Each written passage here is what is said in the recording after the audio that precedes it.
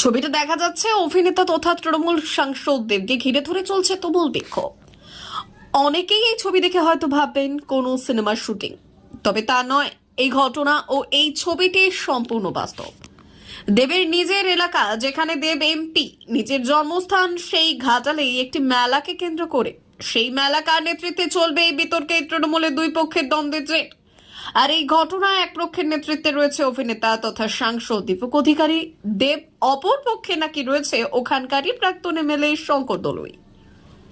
ঘাটালের শিশু মেলা নিয়ন্ত্রণ কার হাতে থাকবে, সাংসদ দেব না প্রাক্তন বিধায়ক শঙ্কর দলুই? তা নিয়েই দ্বন্দ্ব বেশ কয়েক বছর ধরে। কিন্তু রবিবার যা ঘটল দুই গোষ্ঠীর মধ্যে মারপিট, তা ভয়াবহ। উল্লেখ্য, গত বছরেও শিশু মেলার মিটিং এ হাতাহাতি এবং চেয়ার ছোড়াছুড়ি হয়েছিল। রবিবার সাংসদ দেবের সামনে ঘাটাল অরবিন্দ স্টেডিয়ামে দুই গোষ্ঠীর মধ্যে রীতিমতো খণ্ডযুদ্ধ। শিশু মেলা আয়োজনের কমিটি গঠন নিয়ে এই অশান্তির সূত্রপাত। মেলার রাশ কার হাতে থাকবে সেই নিয়ে প্রথম থেকেই দ্বন্দ্ব ছিল।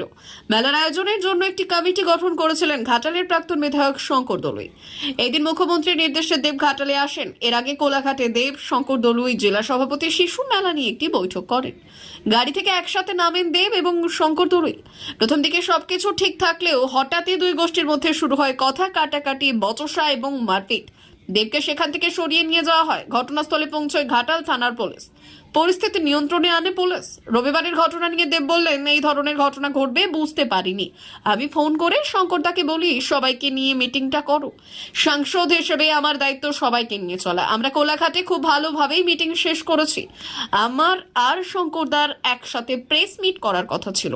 আমি দুঃখিত এই ঘটনা ঘটার জন্য। কথা দিচ্ছি এরকম ঘটনা আর হবে না। দেব সাংসদ থাকুক বা না থাকুক, কথা এরকম ঘটনা আর হবে না। দেব আরো বললেন, আমি যেখানেই গেছি বা যাই যেখানেই, সেখানেই শান্তি বজায় রাখি। আমি বিভাজনের রাজনীতিতে বিশ্বাসী নই। আজকের ঘটনা খুব দুঃখজনক। আমি মুখ্যমন্ত্রীর কথা শুনে সকাল থেকে ঘাটালে ছিলাম। আর যে দ্বন্দ্বগুলো চলছিল সেগুলো নিয়ে মিটিংও হয়েছিল। এটা কোনো রাজনৈতিক মেলা নয়, এটা মানুষের মেলা। আমাদের সিদ্ধান্ত হয়েছিল স্টলের দাম যাতে না বৃদ্ধি হয়, সেই বিষয়ে সিদ্ধান্ত হয়েছিল। আমি বলছি, ঘাটাল এখনো শান্তিপ্রিয়। আমি বিশ্বাস করি আমরা এটি রিকভারি করব।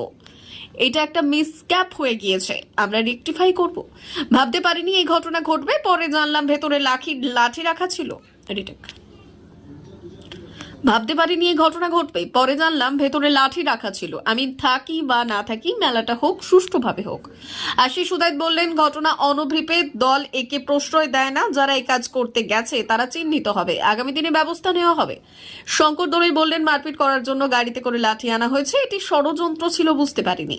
ঘাটাল উৎসব এবং শিশু মেলা নিয়ে শঙ্কর দলুই এবং দেবের দ্বন্দ্ব আজ নতুন নয়। বিভিন্ন বিষয়ে দুজনের দ্বন্দ্ব বহুবার প্রকাশ্যে এসেছে, কিন্তু আগের ঘটনা নজিরবিহীন। মাঠ জুড়ে, গ্যালারি জুড়ে দুই গোষ্ঠী একে অপরের দিকে লাঠি দিয়ে তেড়ে যাচ্ছে।